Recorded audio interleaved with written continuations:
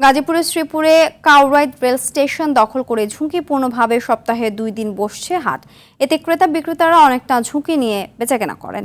Train আসার সংকেতে অনেকে জিনিসপত্র গুছিয়ে নিলেও পরক্ষণেই আবার বসেন সেখানে। সবকিছু চোখের সামনে দেখেও উচ্ছেদে কোনো কার্যকর ব্যবস্থা নিচ্ছে না রেল কর্তৃপক্ষ। গাজীপুরের শ্রীপুর সংবাদদাতার পাঠানো তথ্যচিত্রে বিস্তারিত জানাচ্ছেন সাকিব আল হাসান।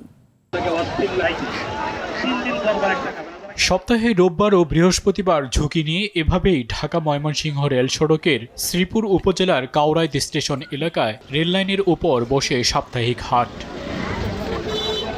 প্রতিদিন 12টি ট্রেন অন্তত 24 বার আসা যাওয়া করে এই লাইন দিয়ে। ট্রেন আসার হুইসেল শুনলেই তাড়াহুড়ো করে বাজার গুটিয়ে লাইন থেকে সরে যান বিক্রেতারা। আবার ট্রেন যাওয়ার সাথে সাথে বসছেন পসরা সাজিয়ে।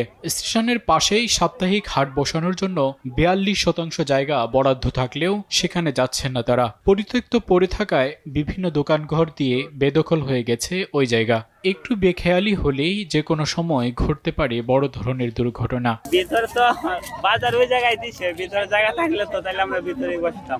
আমরা বসতেছি, তাদের কমিটি আছে, তারা বসতে দিচ্ছে, আমরা বসতেছি। ট্রেন আসলে মানুষ এদিকে সেদিকে ছোটাছুটি করে, যে কোনো সময় দুর্ঘটনা ঘটতেও পারে। ভাসমান বাজার আমরা চাই না, একটা বাজারের জন্য নির্দিষ্ট স্থান দেওয়ার দরকার। হাটটি সরিয়ে নিতে ঊর্ধ্বতন কর্তৃপক্ষকে জানানো হবে বলছেন স্টেশন মাস্টার। এই কাউরাইদ স্টেশনে বাজার বসানোর কারণে ঝুঁকিপূর্ণ অবস্থায় আছে, তাই বাজারটা উচ্ছেদ করা জরুরি প্রয়োজন। আমরা বিষয়টা ঊর্ধ্বতন কর্তৃপক্ষকে জানিয়েছি। বড় ধরনের দুর্ঘটনা ঘটার আগেই রেল স্টেশন এলাকা থেকে বাজারটি অন্যত্র সরিয়ে নেয়ার দাবি সচেতন মহলের।